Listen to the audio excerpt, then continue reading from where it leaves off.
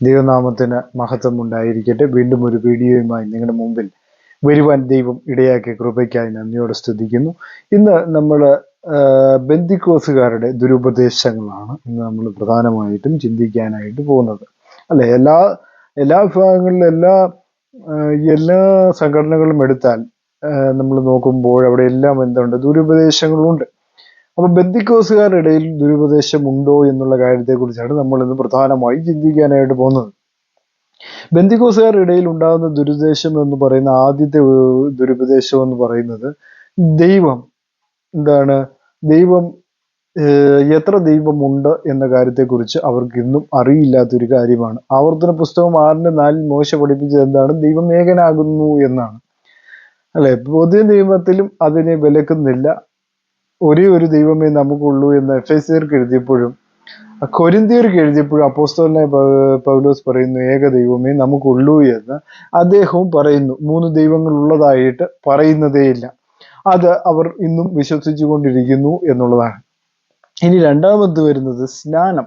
അല്ലെ, സ്നാനത്തെക്കുറിച്ച് പറയുമ്പോൾ അവർക്ക് 3 ദൈവങ്ങൾ അവർക്കുള്ളതായിട്ട് നമുക്ക് കാണാൻ കഴിയുന്നു. അതെങ്ങനെയാണ് ഈ 3 ദൈവങ്ങളുടെ സ്നാനം വന്നത്? അത് നിഖ്യയിൽ നിന്ന് ഉടലെടുത്ത ഒരു കാര്യമാണ് എന്നുള്ള കാര്യം പല കാലങ്ങളായിട്ട് നമുക്ക് മനസ്സിലായ ഒരു കാര്യമാണ്. കാരണം എന്ന് വെച്ച് കഴിഞ്ഞാൽ പാസ്റ്റർ സാംകുട്ടിയെ പോലെയുള്ളവർ നിഖ്യ ഉപയോഗിക്കണമെന്ന് ഞാൻ കഴിഞ്ഞ കാലങ്ങളിൽ അതിനെക്കുറിച്ചൊക്കെ നമ്മൾ വീഡിയോ ഇട്ടതാണ്. ആ വീഡിയോയിൽ ഞാൻ ശ്രദ്ധേയമായി പരാമർശിച്ച ഒരു കാര്യം എന്ന് പറയുന്നത് ഈ പറയുന്ന നിഖ്യ അവർക്ക് ഉപയോഗിക്കാവുന്നതാണ്. അതായത് ആദ്യ ഭാഗം ഉപയോഗിച്ചിട്ട് ആ നിഖ്യയെക്കുറിച്ചൊക്കെ ഞാൻ വിശദീകരണം നൽകിയതാണ്. നിഖ്യയിൽ എത്ര ദൈവങ്ങളെ പ്രസന്റ് ചെയ്യുന്നുണ്ട് എന്നുള്ള കാര്യത്തെക്കുറിച്ചും ഞാൻ അന്ന് വിശദീകരിച്ചതാണ്. കഴിഞ്ഞ വീഡിയോകളിലെല്ലാം ഞാൻ വിശദീകരിച്ചതാണ്. അത് ഉപയോഗിക്കാം എന്നുള്ളതാണ് നമ്മുടെ പാസ്റ്റർ സാംകുട്ടിയെ പോലെയുള്ളവരുടെ അഭിപ്രായം എന്ന് പറയുന്നത്. വളരെ തെറ്റായ ഒരു പഠിപ്പീരാണ്. ഞാനല്ലാതെ മറ്റൊരു ദൈവം നിനക്കുണ്ടാകാൻ പാടില്ല എന്ന് പറഞ്ഞിട്ട് 1, 2, 3 ദൈവങ്ങളാക്കിക്കൊണ്ടുള്ള ചിത്രീകരണവും സ്നാനവും ഒക്കെയാണ് നടന്നുകൊണ്ടിരിക്കുന്നത്. അപ്പോ താഴേക്ക് വരുമ്പോഴത്തേക്കും അവരുടെ കന്യാമറിയത്തിന്റെ കാര്യമൊക്കെ പറയുന്ന ഭാഗങ്ങളൊന്നും ഉപയോഗിക്കേണ്ട എന്നുള്ളത് നിഖ്യയില്. അത് ഉപയോഗിക്കേണ്ട എന്ന് പറഞ്ഞുകൊണ്ടാണ് അദ്ദേഹത്തിന്റെ വീഡിയോ അന്ന് അവിടെ അവസാനിക്കുന്നതായിട്ട് നമ്മൾ കണ്ടത്. അപ്പോൾ അദ്ദേഹം പറഞ്ഞത് വളരെ വിപരീതമായ ഒരു സിദ്ധാന്തമാണ്. ദൈവവചനത്തിൽ ഇവർ ദൈവവചനത്തെ അനുസരിക്കുന്നെന്ന് പറയുകയും ചെയ്യുന്നു, പക്ഷെ ദൈവവചനത്തിൽ വിപരീതമായ പ്രവർത്തനങ്ങളാണ് ഇവരിൽ നിന്നും ഉണ്ടാകുന്നത്. അതെ, നമ്മൾ ദൈവവചനം പറയുന്നത് പോലെ പ്രവൃത്തിയില്ലാത്ത വിശ്വാസം എന്താണ്? ചത്തതാണ് എന്ന് ദൈവവചനം വളരെ വ്യക്തമായിട്ട് പറയുന്നു. പിന്നീട് വരുന്നത് അന്യഭാഷ.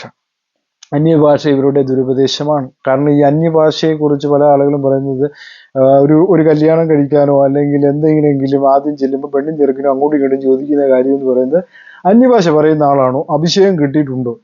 അവർക്ക് തന്നെ അറിയില്ല അന്യഭാഷ എന്താണെന്ന്. അവരുടെ പാസ്റ്റർ പറയുന്നത് കേട്ടതാണ് അന്യഭാഷ എന്നാണ് അവർ ചിന്തിച്ചു വെച്ചിരിക്കുന്ന മറ്റൊരു മണ്ടത്തരം എന്ന് പറയുന്നത് പലപ്പോഴും.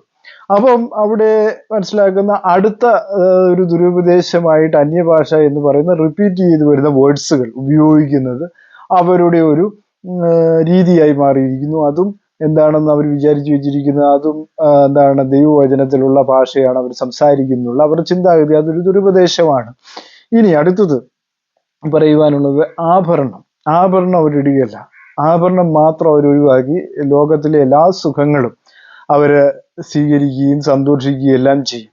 അല്ലെ, ലോകത്തിലെ എല്ലാ ആഭരണങ്ങൾ മാത്രം അവർ ഉപയോഗിക്കും. ഡ്രസ്സിങ്സുകൾ, അതുപോലെ തന്നെ മേക്കപ്പ് കാര്യങ്ങളെല്ലാം ഉപയോഗിക്കുകയെല്ലാം ചെയ്യും. പക്ഷേ അവർ ചെയ്യുന്ന ഒരു കാര്യം സ്വർണം മാത്രം വർജിക്കണം, സ്വർണം ഇട്ട് കഴിഞ്ഞാൽ സ്വർഗത്തിൽ പോകത്തില്ല എന്നുള്ള ഒരു പഠിപ്പീര് അവരുടെ ഇടയിൽ നിലനിൽക്കുന്നുണ്ട്. അതൊരു ദുരുപദേശമാണ്. ഇനി അവരിൽ കണ്ടുവരുന്ന മറ്റൊരു കാര്യം എന്ന് പറയുന്നത് സിനിമയെ കുറിച്ചാണ്. ആദ്യകാലങ്ങളിലൊക്കെ ഇവരുടെ ഉപദേശിമാർ പറഞ്ഞുകൊണ്ടിരുന്നത് TV വിഡ്ഢികളുടെ പെട്ടിയാണ്, അത് കാണാൻ പാടില്ല എന്നിവർ പറയുകയും എന്നിട്ട് ഇവരെന്ത് ചെയ്തു, അത് കുറെ കാലം കഴിഞ്ഞപ്പോൾ TV കാണുന്നതിന് കുഴപ്പമില്ല, ഇവരുടെ പ്രസംഗങ്ങളും ഇവരുടെ എല്ലാ കാര്യങ്ങളും ഇപ്പൊ TV-കളിലാണ് വരുന്നത്. അല്ലെ, കാലം മാറുന്നതിനനുസരിച്ച് കോലം കെട്ടണമെന്ന് പറഞ്ഞതുപോലെ കാലത്തിനനുസരിച്ച് ഒരു കോലം കെട്ടിക്കൊണ്ടിരിക്കുന്നത് പോലെയാണ്. അപ്പം അവര് ഇപ്പോൾ അതിനകത്ത് സിനിമ കാണും, മൊബൈൽ യൂസ് ചെയ്യാൻ തുടങ്ങി, ടച്ചിങ് മൊബൈലുകൾ യൂസ് ചെയ്യാൻ തുടങ്ങി, അതിനകത്ത് സിനിമ കാണും, എല്ലാം കാണും, റീല് വരെ അവർ അഭിനയിക്കാനായിട്ട് തുടങ്ങി എന്നുള്ളതാണ് വാസ്തവം എന്ന് പറയുന്നത്. റീലുകൾ അഭിനയിച്ച് കാണിക്കുക, ഇതെല്ലാം അവരുടെ ഇടയിൽ തുടങ്ങിക്കഴിഞ്ഞിരിക്കുന്ന ഒരു ഒരു പ്രത്യേക ഇതായി മാറിയിരിക്കുന്നു ബന്ധുക്കോസുകാരുടെ ഇടയിൽ എന്നുള്ളതാണ്. പിന്നെ ആഭരണത്തിന്റെ കേസ് പറഞ്ഞപ്പോൾ അവർ പറയുന്ന വേറൊരു ദുരുദ്ദേശം, ആഭരണം ഉള്ളവർ സ്വർഗത്തിൽ പോകത്തില്ല. അപ്പോൾ നമ്മൾ പ്രധാനമായിട്ടും ചിന്തിക്കുന്ന ആഭരണം ഇടുന്നവരാണെങ്കിൽ അവർ ഉപദേശിക്കും, നിങ്ങൾ സ്വർഗത്തിൽ പോകത്തില്ല, ആഭരണം ഊരണം എന്ന് പറഞ്ഞുകൊണ്ട് അവരെ എന്ത് ചെയ്യും, എപ്പോഴും അവരെ എപ്പോഴും ഇങ്ങനെ ഹർട്ട് ചെയ്തുകൊണ്ടിരിക്കും. നിങ്ങൾ സ്വർഗത്തിൽ പോകത്തില്ല, ആഭരണം ഇട്ട് കഴിഞ്ഞാൽ സ്വർഗത്തിൽ പോകത്തില്ല എന്നൊക്കെ പറഞ്ഞുകൊണ്ട് അവരെ പേടിപ്പിച്ചുകൊണ്ടിരിക്കുന്ന ഒരു ഉപദേശം, അതും ഒരു ദുരുപദേശമാണ്. പിന്നീട് പറയുന്ന പോലെ എന്ന് പറയുമ്പോഴത്തേക്കും ഈ ടി വിയുടെ കാര്യം പറയുമ്പോൾ മൊബൈലിൽ സിനിമ കാണുന്നതൊന്നും വലിയ വിഷയമില്ല. അപ്പോൾ തിയേറ്ററിൽ മാത്രം പോയി കാണാൻ പാടില്ല, അതും ഒരു ദുരുപദേശമാണ്. എന്നാൽ പിന്നെ മൊബൈൽ ഉപേക്ഷിക്കണമെന്നുള്ളതാണ് എൻ്റെ അഭിപ്രായം. കാരണം തിയേറ്ററിൽ പോകുന്ന പടം കാണുന്നത് തെറ്റാണെങ്കിൽ എന്നാൽ പിന്നെ നിങ്ങൾ മൊബൈലിലും സിനിമ കാണാതിരിക്കുന്നതാണ് ഏറ്റവും നല്ലത് എന്നുള്ളതാണ് എനിക്ക് ഈ തരത്തിൽ ഓർപ്പിക്കാനുള്ളത്. അങ്ങനെയും പ്രോത്സാഹിപ്പിക്കാൻ പാടില്ല. നിങ്ങൾ ദൈവരാജ്യത്തിൽ പോകാനിരിക്കുന്നവർ പൂർണ്ണമായും വെടിയേണ്ടവരാണ്. ഇതാണ് ഇവരുടെ പഠിപ്പീരിലെ ഒരു പ്രധാന ഭാഗമെന്ന് പറയുന്നത്. അപ്പോൾ ഇനി അത് കഴിഞ്ഞു കഴിഞ്ഞാൽ അതിനെക്കുറിച്ച് നമ്മൾ ചിന്തിക്കുമ്പോൾ തന്നെ ഇവരുടെ പരിശുദ്ധാത്മാ അഭിഷേകമുള്ളവരുടെ വായിൽ നിന്ന് വരുന്ന വാക്കുകൾ കേൾക്കുമ്പോൾ നമുക്കറിയാം, അല്ലേ, നല്ല ശബ്ദങ്ങളാണോ ഇവരുടെ വായുകളിൽ നിന്ന് വരുന്നത്. കാരണം കഴിഞ്ഞ കാലങ്ങളിലൊക്കെ കുമ്പനാട് പ്രശ്നം ഉണ്ടായപ്പോൾ ഇവരുടെ വായുകളിൽ നിന്ന് വന്ന വാക്കുകളൊക്കെ നമ്മൾ ശ്രദ്ധിച്ചു, ഇവരുടെ പ്രവൃത്തികൾ എങ്ങനെയാണ് എന്നൊക്കെ നമ്മൾ ശ്രദ്ധിച്ചു. അപ്പൊ ഇവരെ ഒന്നും കർത്താവ് തൊട്ടെന്ന് ഇവർ തന്നെ പറയുന്നു, പക്ഷെ ഇതുവരെയും കർത്താവ് തൊട്ടിട്ടില്ല എന്നുള്ളതാണ് വാസ്തവം എന്ന് പറയുന്നത്. അപ്പൊ ദൈവം അങ്ങനെയൊന്നും ആരെയും തൊടുകയില്ല. അതൊക്കെ ഇവരുണ്ടാക്കിയെടുക്കുന്ന ചില സാഹചര്യങ്ങളും കാര്യങ്ങളും മാത്രമാണ് ഇവയൊക്കെ. ദൈവം തെരഞ്ഞെടുത്തവരെ മാത്രമേ ദൈവം ദൈവം നിന്നിലൊരു പ്രവൃത്തി ആരംഭിച്ചിട്ടുണ്ടെങ്കിൽ അത് അവസാനം തികയ്ക്കുവോളം അത് കൊണ്ടുപോവുക തന്നെ ചെയ്യും. നിന്റെ അവസാനം വരെയും നിന്നെ കാത്തു പരിപാലിക്കുവാൻ ശക്തനായ ഒരു ദൈവത്തെയാണ് നമ്മൾ വിളിക്കുന്നത്, അല്ലേ. അതുപോലെ തന്നെ പല പ്രശ്നങ്ങളും ഉണ്ടായപ്പോൾ ഇവരുടെ വായിൽ നിന്ന് വന്ന വാക്കുകൾ ഇവർ മറ്റു സംഘടനകളുമായി ചേർന്ന് നിൽക്കുന്നത്, ഇവർ മറ്റു സംഘടനകളെ കുറ്റം പറയുകയും മറ്റു സംഘടനകളോട് ചേർന്ന് നിൽക്കുകയും ചെയ്യും. അങ്ങനെയുള്ള സ്വഭാവങ്ങളിലും ഇവരിലുണ്ട്. അപ്പൊ ദൈവവചനം യഥാർത്ഥത്തിൽ അനുസരിക്കുന്നുള്ളൂ എന്നുള്ള കാര്യം വളരെ വാസ്തവപരമായി നമ്മൾ ചിന്തിക്കേണ്ട ഒരു വാസ്തവം തന്നെയാണ്. കാരണം കഴിഞ്ഞ ദിവസങ്ങൾ റാന്നിക്കടുത്തൊരു സഭയില് വഴക്കുണ്ടായപ്പോൾ എന്തെല്ലാം വഴക്കുകളാണ് നമ്മളിവിടെ കണ്ടത്, അല്ലെ. അവരുടെ യഥാർത്ഥ രൂപം എന്താണ് നമ്മൾ കണ്ടു, യഥാർത്ഥ സ്വഭാവം എന്താണെന്ന് നമ്മൾ കണ്ടു. ഈ ആരാധനയും പ്രാർത്ഥനയും ഒക്കെ ഇവർ നടത്തുന്നുണ്ടെങ്കിൽ ഇവരുടെ മനസ്സിന് യാതൊരുവിധ മാറ്റവും ഉണ്ടായിട്ടില്ല. അകത്തെ മനുഷ്യൻ ഇതുവരെയും രൂപാന്തരപ്പെട്ടിട്ടില്ല എന്നുള്ളതാണ് സത്യമെന്ന് പറയുന്നത്. ദൈവജനം പറയുന്നത് അകത്തെ മനുഷ്യൻ രൂപാന്തരപ്പെടണം, അല്ലെങ്കിൽ അകത്തെ മനുഷ്യന് മാറ്റം ഉണ്ടാകണം, അല്ലെ. ഇതുവരെ മാറ്റമൊന്നും ഉണ്ടായിട്ടില്ല, അല്ലേ. ദൈവവചനം നാൾക്കുനാൾ സ്വീകരിക്കുന്ന ഒരാളുടെ ഹൃദയത്തിന് പരിവർത്തനം ഉണ്ടാകേണ്ടതാണ്. ഇതുവരെയും പരിവർത്തനം ഒന്നും ഉണ്ടായിട്ടില്ല. അപ്പോൾ എങ്ങനെ നമുക്ക് ഇവരെ പറയാൻ കഴിയും ഇവര് ദുരുപദേശകരല്ല എന്നുള്ള കാര്യത്തെക്കുറിച്ച് നമുക്ക് എങ്ങനെ പറയാതിരിക്കാൻ കഴിയുമെന്നുള്ളതാണ് ഈ കാലങ്ങളിൽ കാണാൻ കഴിയുന്ന ഏറ്റവും വലിയൊരു വാസ്തവം എന്ന് പറയുന്നത്.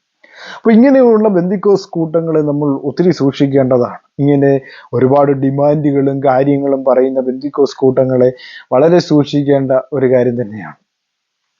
അതുകൊണ്ട് തന്നെയാണ് ഞാൻ ഇത് നിങ്ങളുടെ ഓർമ്മയ്ക്കായിട്ട് നിങ്ങളുടെ ആ ഒരു അറിവിന് വേണ്ടി ഈ ഒരു വീഡിയോ ഞാൻ നിങ്ങളുടെ മുമ്പിൽ സമർപ്പിക്കുന്നു എന്നുള്ളത്. കാരണം ഇതിനോടകം തന്നെ നിങ്ങൾക്ക് പലർക്കും ഇതിൻ്റെ കള്ളത്തരങ്ങളെ കുറിച്ചും ഇതിൻ്റെ ഈ പ്രസ്ഥാനത്തിലുണ്ടാകുന്ന വ്യത്യാസങ്ങൾ, അല്ലേ. അപ്പൊ പലരും ചോദിച്ചു, പിന്നെ എന്തിനാണ് ഇവർ മറ്റുള്ള സഭകളിൽ നിന്ന് പോയത്?